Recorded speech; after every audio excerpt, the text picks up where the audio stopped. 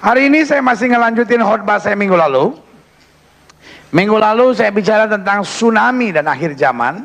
Sebetulnya yang lebih menakutkan bukan tsunami, Sumanto. Lebih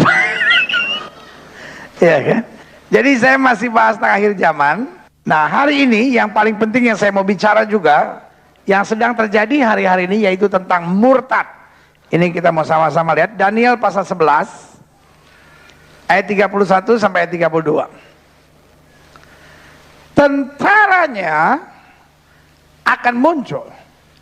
Ini setan bukan kirim banpol-banpolnya, setan bukan kirim anggota Satpol PP-nya, tuh setan bukan kirim pion-pionnya, tapi di akhir zaman kata Alkitab apa? Tentaranya apa? Akan muncul.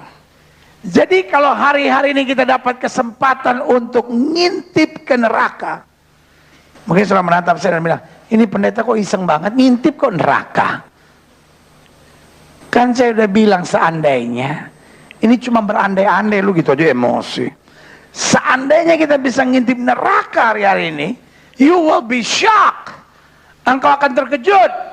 Kalau saudara menatap saya dan berkata, kenapa terkejut pendeta? Karena kalau sedang ngintip neraka hari-hari ini, neraka kosong.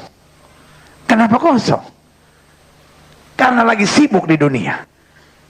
Setannya lagi banyak di rumah-rumah orang, di rumah mertua saudara, di rumah tetangga saudara, ya kan? Baik rumah orang kaya maupun rumah orang susah.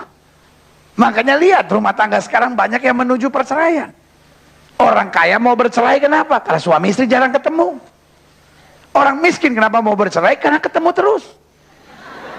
Bosan lama-lama. Lu orang kaya memang begitu. Suami istri sampai mau bercerai kenapa? Jarang ketemu. Suami di Paris, istri di Libya. Mau jadi susternya Gaddafi apa? Tapi kalau orang miskin ributnya kenapa? Ya itu. Ngelihat dulu tatap-tatapan. Dan kalau orang miskin kan udah gak ada pembicaraan lagi. Kalau orang kaya masih ada pembicaraan. Sayang, besok aku ke Paris. Titip dong pak. Kalau nggak Elvi, Hermes.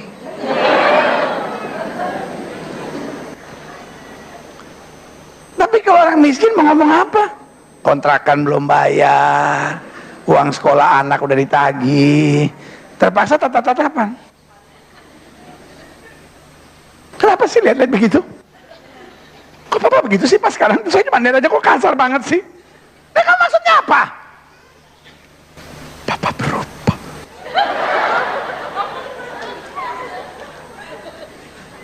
Sampai istri menangis menatap suami dan berkata, kau hancurkan aku dengan sikapmu.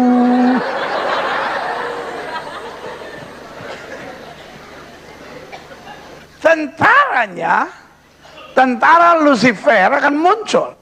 Mereka akan apa? Menajiskan tempat kudus. Sasaran utamanya adalah holy places. Sasaran utamanya adalah kekudusan. Selama engkau hidup dalam kekudusan, holiness is our fortress. Kekudusan adalah benteng hidup kita. Setan boleh coba datang menyerang, setan boleh coba datang menghancurkan, tapi selama kita hidup dalam kekudusan, kekudusan membentengi kita dari segala yang jahat. Yang setuju berikan tepuk tangan yang meriah. Tentaranya akan muncul, mereka akan menajiskan tempat kudus benteng itu, menghapuskan korban sehari-hari dan apa? Menegakkan sampai akhirnya hidup kita keji. Apa itu keji? Kejahatan yang menjijikan. Itu keji. Suami udah punya istri tertarik sama perempuan lain, keji. Istri udah punya suami masih tertarik sama pria lain, keji. Istri udah anak Tuhan curi duit suami, keji. Oh, kalau itu bukan keji, pendeta kepepet.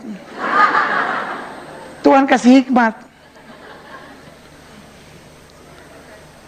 Anak muda Kristen udah ngerti firman, masih lakukan hubungan seks sebelum nikah, masih pacaran sama orang tidak seiman, keji. Bahasa lain keji apa? Najis. Dan itu target setan sampai menegakkan kekejian yang membinasakan. Dan orang fasik, orang-orang yang berlaku fasik. Fasik itu apa sih pendeta? Munafik. Fasik itu artinya apa sih? Di gereja sama di luar gereja beda. Ada orang yang kalau di gereja, shalom. Ada orang kalau di gereja, wih bajunya rapi ketutup semua, pas keluar gereja, astaga. Sampai setan bilang, loh yang kemarin ke gereja ya? Nggak taunya temen juga. Hopeng. Ya. Orang-orang yang berlaku fasik dan percaya, orang-orang yang nggak bisa pegang iman, orang-orang yang nggak stabil, orang-orang yang pagi sore nggak ada kestabilan imannya, ya kan, pagi tempe sore tahu. Orang-orang yang berlaku fasik apa ya, akan dibujuknya sampai apa? Murtad. Kalau iblis nggak bisa datangkan tekanan, iblis akan pakai kenyamanan. Makanya perhatikan, ada orang-orang yang tinggalkan Yesus karena tekanan, tapi ada orang-orang lain yang tinggalkan Yesus karena kenyamanan. Betul. Saya sebagai gembala jemaat udah tahu, ada orang kalau nggak ke gereja pasti lagi susah. Bro, kenapa nggak ke gereja, Pak? Kenapa ke gereja? Lagi susah. Tapi puji Tuhan, mulai minggu lalu semua udah beres, makanya saya ke gereja lagi. Saya bilang itu orang yang paling on. Justru kalau lagi susah cari Tuhan. Amin. Ya tapi pendeta kadang-kala di gereja juga kalau kita lagi susah, pendeta masuk gereja diomongin orang. Itu kan lagi susah tuh. Lagi susah, dikejar-kejar polisi. Di gereja ini orang dilarang punya mulut ember. Amin. Yang mulut-mulut ember sudah menjawab. Saya jawab salah. Di gereja ini kita percaya, selagi susah gereja terbuka buat saudara, selagi senang gereja terbuka buat saudara. Dan selalu saya bilang, sesusah apapun saudara masuk gereja, nggak usah malu duduk di belakang-belakang tembok. Lagi susah, saya di belakang tiang jawab pendeta. Selagi susah masuk, duduk paling depan.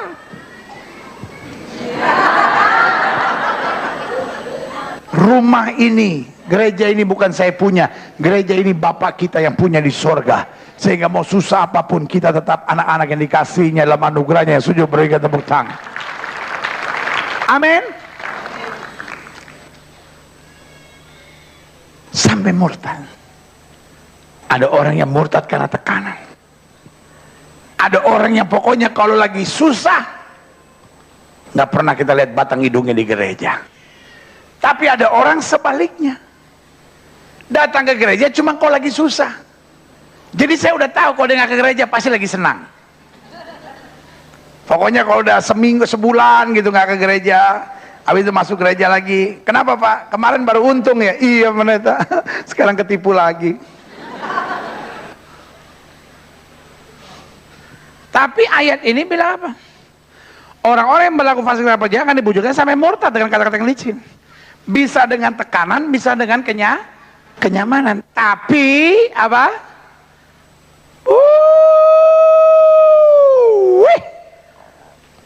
Umat yang mana Allahnya dikatakan apa? Akan tetap kuat. Sama-sama bilang sama saya, tetap kuat. Saya senang dengan satu kata penting di situ, tetap. Amin. Mau saya difitnah, mau saya dipuji, saya harus tetap kuat. Amin. Mau saya lagi sukses atau saya lagi jatuh, saya harus tetap bertahan. Karena saya percaya diamond, sudah buang di got, kadarnya tidak berubah, dia tetap diamond. Yang setuju sama saya katakan amin. Diamond ditaruh di etalasnya, kadarnya tidak meninggi, tetap diamond. Anak Tuhan juga sama. Orang baik sama saudara, you are a diamond. You are a star. Engkau tetap bintang, engkau tetap diamond. Engkau tetap berlian. Tetapi ketika kau difitnah orang, kau dimaki orang, kau diejek orang, kau dicurangi orang, you are still a diamond. Engkau tetap akan bersinar terang bagi kemuliaan Tuhan. Dan sujud berikan tepuk tangan yang meriah. Umat yang mengalahnya akan tetap kuat dan akan bertindak. Yang setuju katakan amin. Lihat selanjutnya Matius 24 ayat 9 sampai 10. Pada waktu itu kamu akan diserahkan supaya disiksa, dan kamu akan dibunuh dan akan dibenci oleh semua bangsa oleh karena namaku. Dan banyak orang akan apa? Murtad. Dan mereka akan saling menyerahkan dan apa? Saling bilang sama sebelah-sebelah, jangan sampai murtad. Amin. Bilang sama sebelah saudara, lu juga jangan sampai bikin orang murtad. Karena kalau setan nggak bisa buat saudara sampai murtad, dia akan coba membuat hidup saudara bikin murtad orang. Lu bener. Ada banyak suami murtad bukan karena setan, karena perbuatan istrinya. Sampai suami bilang begini, aduh pendeta, istri saya itu kurang apa pendeta, doa pagi, doa malam, doa siang, doa pagi, siang, malam juga dia datang. Tetapi pendeta, duit saya ditilep, mulutnya jahat, mama saya dimaki, anjing saya dipotong. Itu pasti kalau nggak Batak Manado tuh. Jadi yang saya mau tegaskan buat saudara, ada suami yang murtad nggak mau ke gereja bukan karena setan, tapi karena kelakuan istrinya. Jangan senang dulu Pak, sadar. Bapak tuh dengar tuh mah Gilbert ngomong, aku jadi murtad karena kelakuan lu, keji. Tapi ada banyak istri juga yang akhirnya murtad karena kelakuan apa? Suaminya. Suaminya pelayanan selingkuh. Dan sekarang dominasi selingkuh bukan cuman pria, wanita juga ada yang selingkuh. Ya, ya? Satu kali, ini cerita yang aduh ngenes banget buat saya nih.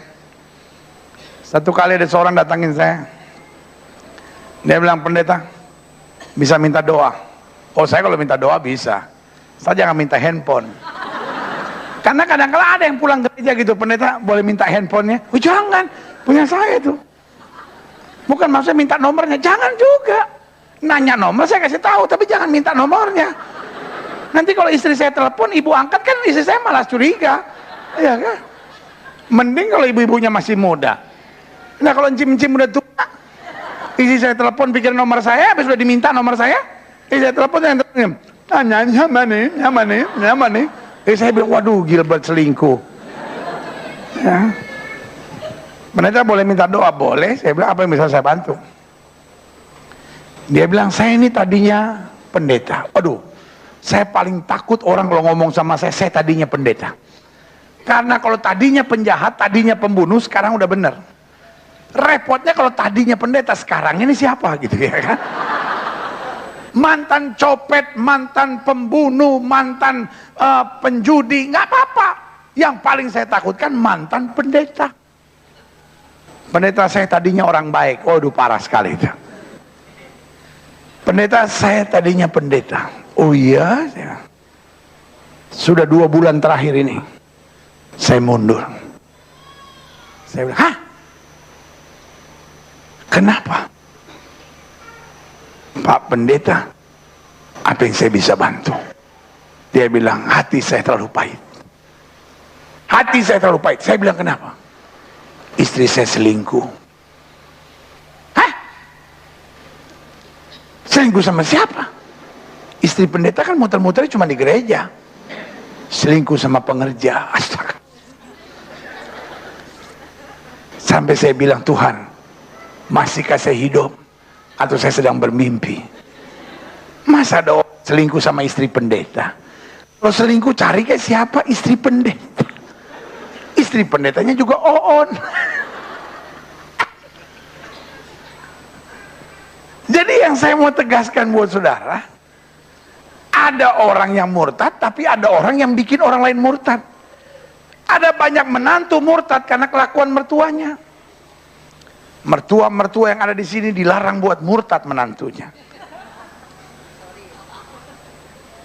Saya belum selesai, jangan nyambung dulu. Sebab ada banyak juga mertua yang murtad karena kelakuan menantunya. Puas. Mertua bilang, akhirnya kita dimelan juga sama ngelemen.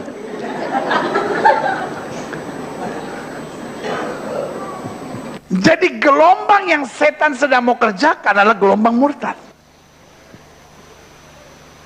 Dan saya mau bilang sama saudara, untuk itu saya titip sebagai gembala jemaat.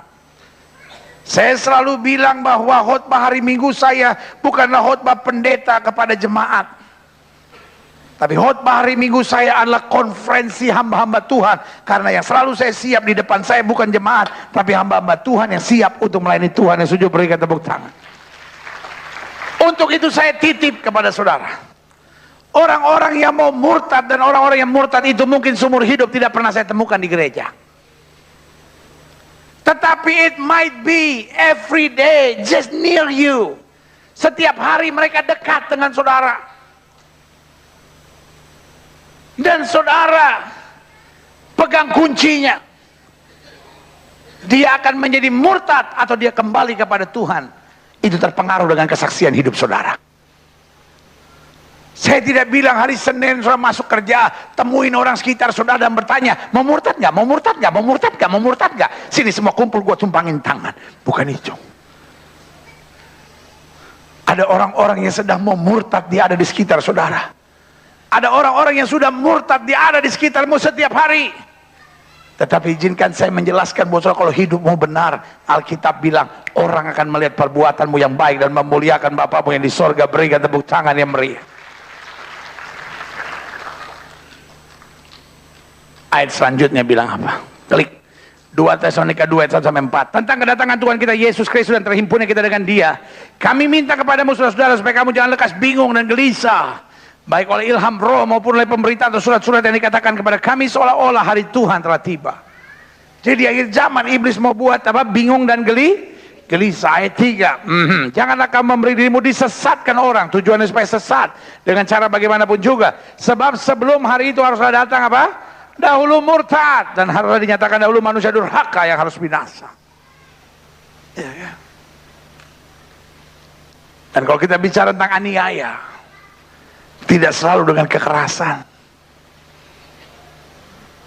Setan akan pakai banyak hal.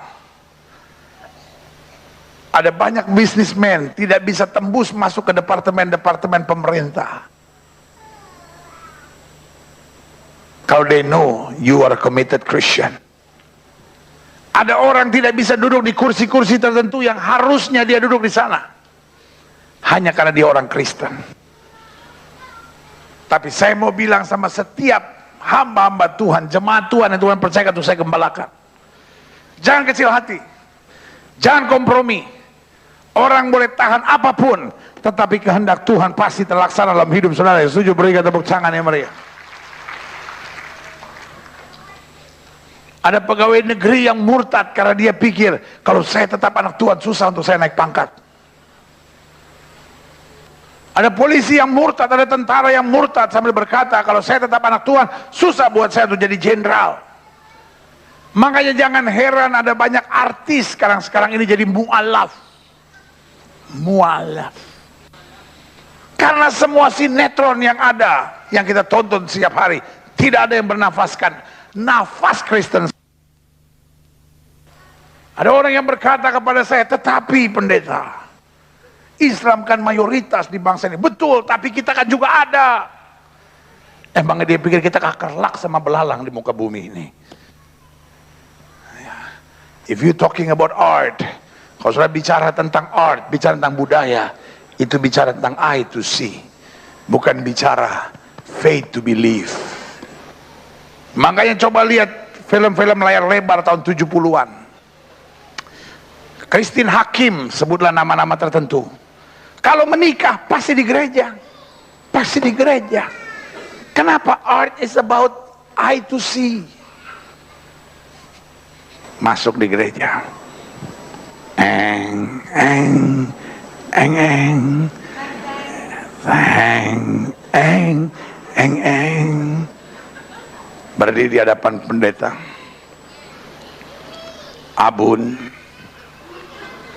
Apakah Abun mau menerima Ling-Ling dalam keadaan suka maupun duka, dalam keadaan sehat maupun sakit, dalam keadaan kelimpahan atau kekurangan, dalam keadaan pinggang 29 atau 92? Abun, apakah jawabmu? Abun dengan jas mentereng kata pendeta dan berkata, iya, dengan segenap hatiku, kiranya Roh Kudus memampukan aku.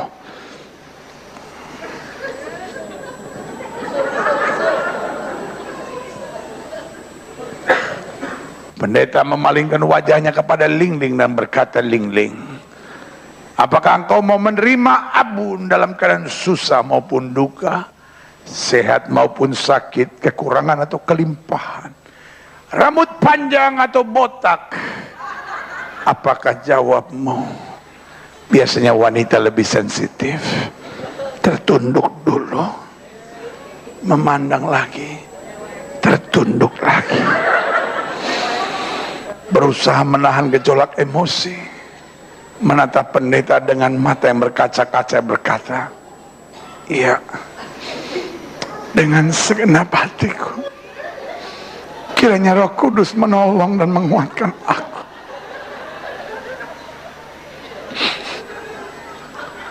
Semua penonton yang menyaksikan tayangan itu, bulu kuduk merinding, menghargai betapa sahdunya pernikahan itu. Tetapi pernikahan yang satu lagi, kain ditaruh di kepala, duduk bersimpuh, kami terima nikahnya dengan seperangkat alat sholat tunai. Iman setiap orang masing-masing berbeda, I know. Itu bukan urusan untuk kita percakapkan.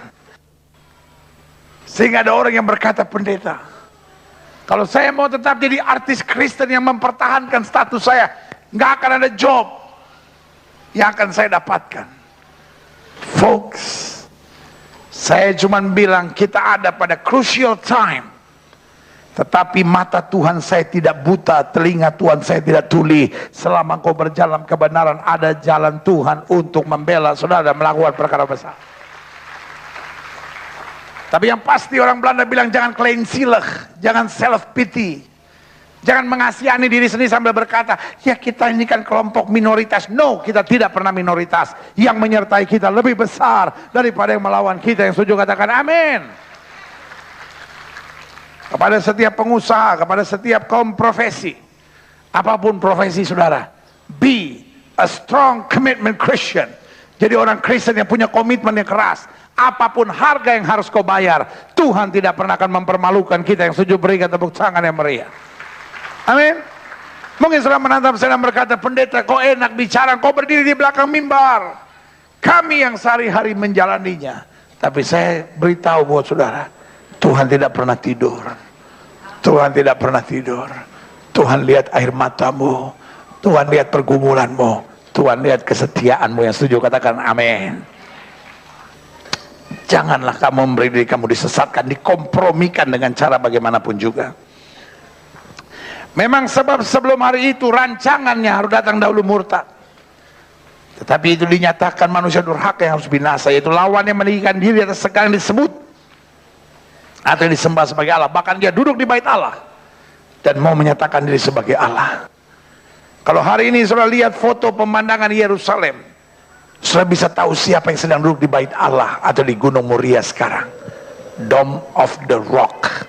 Makanya Alkitab bilang, yang dari daging akan menganiaya yang dari roh. This is not about faith, tapi ini istilah keturunan Abraham. Keturunan dari daging yaitu Ismail, keturunan dari roh yaitu Ishak. Makanya semakin dekat antikris menyerang. Jadi kita harus memusuhi bodoh, karena prinsip peperangan rohani bilang begini, peperangan kita bukan melawan darah dan daging. Artinya selama ada darah ada dagingnya, itu bukan musuh kita. Abu Bakar Bashir punya darah punya daging nggak? Punya, bukan musuh kita. Yang bakar gereja yang mencabut izin dari GKI Yasmin di Bogor. Punya darah, punya dagingnya enggak? Punya. Bukan musuh kita. Orang yang bunuh pendeta, punya darah daging enggak? Bukan musuh kita. Mertuamu punya darah daging enggak? Dia enggak ada pendeta. Oh, lu kelewatan loh. Dia punya darah, dia punya daging, berarti bukan musuh kita. Amin. Apapun yang bukan musuh kita, Alkitab bilang, biarlah yang bernafas memuji Tuhan. Artinya apapun yang bukan musuh kita, itu target untuk kita penginjilan, memenangkan jiwanya bagi kemuliaan Tuhan. Yang setuju katakan amin. Jangan pernah membenci darah dan daging, karena peperangan kita bukan melawan darah dan daging. Sampai sini sudah ngerti mau saya? Amin. Ya. Lihat selanjutnya. Wahyu 22 ayat 11 sampai 12. Barang siapa yang berbuat jahat, biarlah ia terus berbuat jahat. Barang siapa yang cemar, biarlah ia terus cemar. Dan barang siapa yang benar, biarlah ia terus berbuat kebenaran. Barang siapa yang kudus, biarlah ia terus apa? Menguduskan ini. Kuncinya pada ayat 12 ini. Sesungguhnya aku datang segera, dan aku membawa apa? Upahku untuk membalas kepada setiap orang menurut perbuatannya. Kalau kita berjuang dengan sungguh-sungguh, berlaku firman, orang yang menabur dengan air mata akan menuai dengan sorak-sorai. Yang setuju berikan tepuk tangan yang mulia. Folks, we are living in a dangerous life. Tetapi Alkitab bilang, kamu tuh anak domba di tengah serigala. Kalau Tuhan bilang kita ular piton di tengah serigala masih gampang. Kalau Tuhan bilang kita buaya darat di tengah serigala masih gampang. Tapi Alkitab bilang kita anak domba di tengah serigala. Anak domba nggak bisa petantang petenteng sama serigala dan bilang meh, meh. Anak domba, anak domba. Satu-satunya kekuatan anak domba ketika dia berada dekat sang gembala. Gembala itu yang menyelamatkan dia dari segala sesuatu. Yang setuju berikan tepuk tangan. Makanya dalam pendahuluan saya tekankan begini, bahwa salah satu hal yang paling menakutkan di akhir zaman ini bukan sekedar tekanan dan penderitaan yang akan dialami oleh orang percaya, namun gelombang murtad yang akan melanda gereja Tuhan. Jangan sampai engkau murtad. Jangan sampai engkau dipakai setan untuk memurtadkan orang. Saya catat di sini kenapa murtad bisa terjadi. Ada beberapa alasannya. Yang pertama, karena ketidakadaan hubungan sehingga menciptakan kejenuhan langkah. Mungkin sudah menatap saya dan berkata, pendeta saya nggak ngerti itu bahasa. Agak sedikit puitis banget. Maksudnya apa pendeta? Saya ulangi sekali lagi. Penyebab murtad yang besar, ketidakadaan hubungan sehingga menciptakan apa? Kejenuhan langkah. Apa maksudnya? Christianity is not just only a religion, it's a relation. Kekristenan bukanlah agama, kekristenan adalah hubungan. Makanya ketika murid-murid berkata, guru ajarlah kami berdoa, Yesus berkata ketika kamu berdoa, berdoalah demikian, Bapa kami yang di sorga. Kenapa Yesus ajarkan doa Bapa kami? Karena bicara tentang Bapa, bicara tentang relation. Makanya Daud menyadari dan Daud bilang apa? Hanya dekat Allahku tenang. Artinya selama aku berhubungan dengan Tuhan secara akrab, apapun yang terjadi aku tahu Tuhan pembelaku yang menyelesaikan segala. Yang setuju berikan tepuk tangan yang meriah. Kalau kita tidak ada hubungan dekat dengan Tuhan, even though you are Christian, akhirnya langkah-langkah hidup sudah jenuh. Makanya ada banyak orang yang berkata, Kristen begini-begini aja, berdoa-berdoa juga nggak ada gunanya. Ketika sudah punya konsep itu, tanpa kau sadar iblis sebetulnya sudah menjajah pemikiranmu. Karena hidup Kristen yang sebenarnya adalah hidup yang bergairah dan percaya akan pertolongan yang luar biasa. Yang setuju berikan tepuk tangan yang meriah. Yang kedua, apa penyebab murtad yang besar? Ketidaksadaran status kita dalam pemandangan Tuhan. Kita sibuk dengan omongan orang. Ya pendeta saya ini memang orang berdosa. Ya pendeta saya ini memang orang lemah. Ya pendeta memang seorang berdaya. Pendeta saya memang orang yang jatuh bangun. Status kita adalah anak-anak raja. Amin. Status kita adalah anak-anak raja. Kita boleh jatuh tapi kita tetap anak raja. Kita boleh dalam tekanan tapi kita tetap anak raja. Kita tetap ahli waris untuk menerima segala janji Tuhan. Yang setuju berikan tepuk tangan yang meriah. Yang ketiga, apa penyebab murtad yang besar? Ketidakyakinan akan hak kita sebagai warga kerajaan Allah. Sama-sama bilang sama saya warga kerajaan Allah. Sama-sama bilang sama saya warga kerajaan Allah. Saya punya hak. Apa hak kita? Kita punya hak untuk memperoleh mujizat. Kita punya hak untuk melihat rumah tangga kita dipulihkan Tuhan. Kita punya hak untuk melihat hari depan kita berkemenangan. Kita punya hak untuk menerima kesembuhan di dalam nama Yesus. Paulus dan Silas mengerti haknya sebagai warga kerajaan sorga. Sehingga waktu dia dibuang ke dalam penjara, Alkitab tidak berkata, maka Paulus memegang-megang gembok dan berkata, Tuhan kalau kau berkenan, buatlah gembok ini hancur, hancur, hancur. Tidak. Paulus mengerti haknya. Dia tidak mau didikte oleh masalah, dia puji Tuhan. Saudaraku yang kekasih dalam Tuhan, jangan mau didikte oleh masalah. Kita punya hak sebagai warga kerajaan surga. Alkitab bilang apa yang kau ikat di bumi terikat di surga. Apa yang kau lepaskan di bumi terlepas di surga. Yang setuju berikan tepuk tangan yang meriah. Yang keempat, apa penyebab murtad yang besar? Ketidaktekunan. Ketika kita masuk dalam proses pendewasaan, yang kita anggap gagal, yang kita anggap menyakitkan, yang kita anggap fitnah, yang kita anggap kata-kata yang melukai, seringkali di hadapan Tuhan merupakan bagian dari proses pendewasaan. Waktu kita bayi, mama buatkan susu dan memberinya kepada kita. Waktu kita mulai agak besar, kita harus ambil sendiri.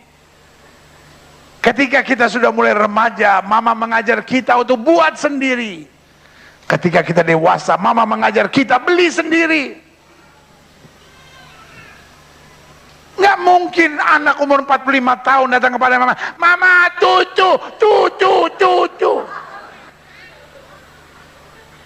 Terus mamanya taruh di botol, nang ding dung, anak mami tayang, minum tuh.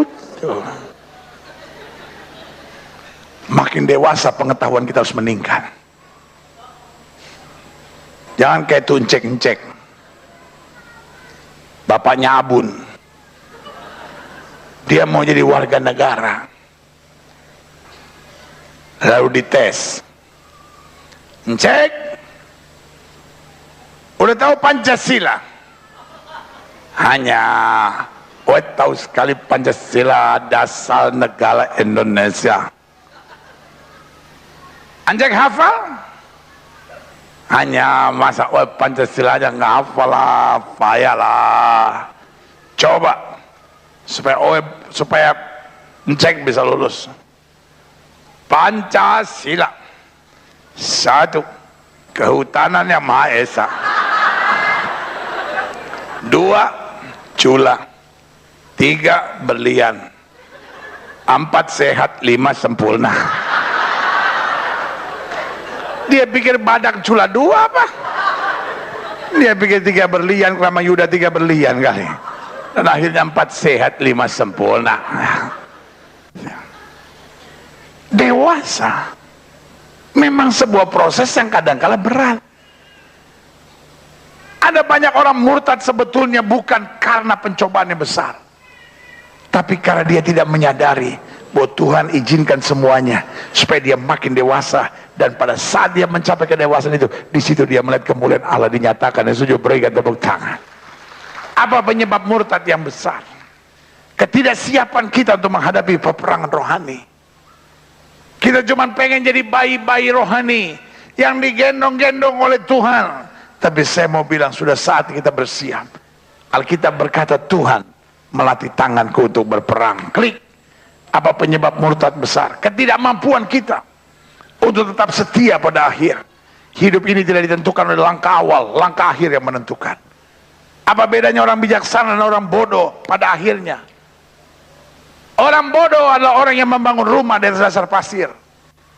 Langkah awalnya baik, tapi karena dia bangun dari dasar pasir, waktu badai datang, rusak.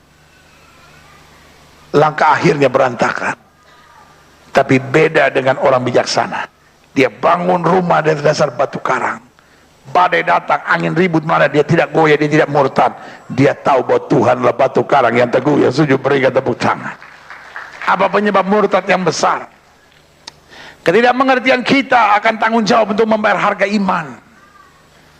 Kita jadi orang yang terlalu cengeng. Kita pikir iman itu gratis. Saya harus bilang pada setiap saudara, iman tidak gratis. Ada harga yang harus kita bayar. Harga pertama bernama penyalipan daging. Harga kedua bernama sabar menunggu waktu Tuhan. Harga ketiga bernama ketaatan mutlak sampai akhir. Itulah harga yang harus kita bayar.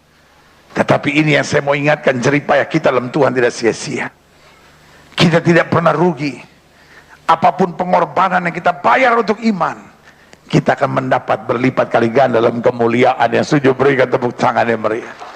Paulus bilang begini, penderitaan yang kutanggung hari ini tidak ada bandingannya dengan kemuliaan yang akan aku terima nanti. Sebagai penutup saya jelaskan di sini. Ada 5 hal penting bagaimana kita bisa bertahan di masa murtad. Yang pertama, miliki yang saya sebut the spirit of prayer of Daniel. Punya roh doa. Orang dunia hartanya adalah uang.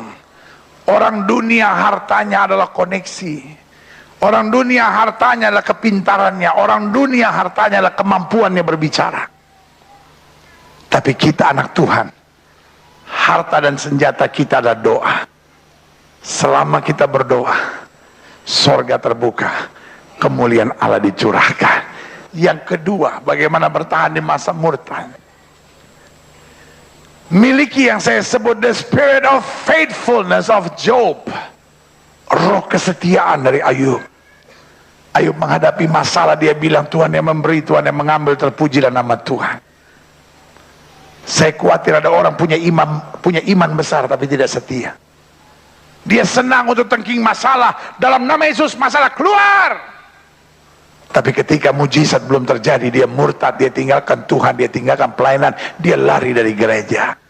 Sebagai hamba Allah saya mau bilang, kalau mujizat belum terjadi tetap setia. Karena Tuhan tahu waktu yang tepat untuk anak-anaknya. Setuju berikan tepuk tangan yang meriah. Yang ketiga, bagaimana bertahan di masa murtad? Memiliki yang saya sebut the spirit of holiness of Joseph. Miliki roh kesucian yang Yusuf pertontonkan. Yusuf ini hanya seorang budak. Kalau sudah angkat pembantu, kira-kira kualifikasi apa yang sudah harapkan dari seorang pembantu? Mana aja yang bisa kerja, silahkan pendeta. Nggak ada orang cari pembantu, tulis di koran, dicari seorang pembantu. Lulusan S2, minimal S1. Bisa berbahasa Inggris dan Mandarin dengan lancar. Menguasai Windows. Serta mampu membuat accounting. Kalaupun masuk klasifikasi itu, ibu banyak berdoa. Nah, istrinya cuma lulusan S3, SD, SMP, SMA. Pembantu insinyur, bisa bahasa Inggris lagi. Suami bangun, pembantu menyambutnya. Good morning, sir. How are you doing this beautiful morning? You look so great this morning. Wow. Wih, bahaya bu. Suami bilang, wah, ada berkat pagi-pagi. Tukar tambah sama banteng busuk yang di rumah ini boleh nih. Nabi ini dibilang banteng busuk. Dosa besar. Wah. Kalau sudah mencari pembantu nggak ada klasifikasi khusus. Sehingga saya berani jamin Yusuf bukan orang punya klasifikasi khusus. Tetapi karena dia hidup dalam kesucian, ada saja cara Tuhan untuk mengangkatnya. Setuju berikan tepuk tangan yang meriah. Yang keempat, bagaimana bertahan di masa murtad? Memiliki the spirit of braveness. Roh keberanian. Goliat boleh lebih besar, boleh lebih hebat. Dia maki Daud. Tapi Daud bilang, kau boleh datangi aku dengan pedang, tombak, dan lembing, tapi aku datangi engkau dengan nama Tuhan semesta alam. Saul kejar dia dari gua yang satu ke gua yang lain, tidak menyurutkan langkahnya. Buat dia, Tuhanlah gembala yang agung yang tidak pernah mempermalukan, yang sejuk berikan tepuk tangan yang meriah. Dan yang terakhir, bagaimana bertahan di masa murtad? Memiliki yang saya sebut the spirit of obedience of Noah. Roh ketaatan Nuh. Nuh diperintahkan Tuhan hal-hal yang kelihatan tidak masuk akal. Nuh diperintahkan Tuhan sesuatu yang kelihatannya sulit untuk dicerna. Tetapi Alkitab bilang begini, Nuh melakukan semuanya tepat seperti yang Tuhan perintahkan. Sama-sama bilang sama saya, tepat seperti yang Tuhan perintahkan. Ketika apa saja kau kerjakan tepat seperti yang Tuhan perintahkan, saya percaya engkau akan terus naik, bertahan di masa yang keras ini. Dan aku justru lihat berkat-berkat yang luar biasa. Berikan tepuk tangan yang meriah buat Tuhan. Kita bangkit berdiri, kita datang pada Tuhan.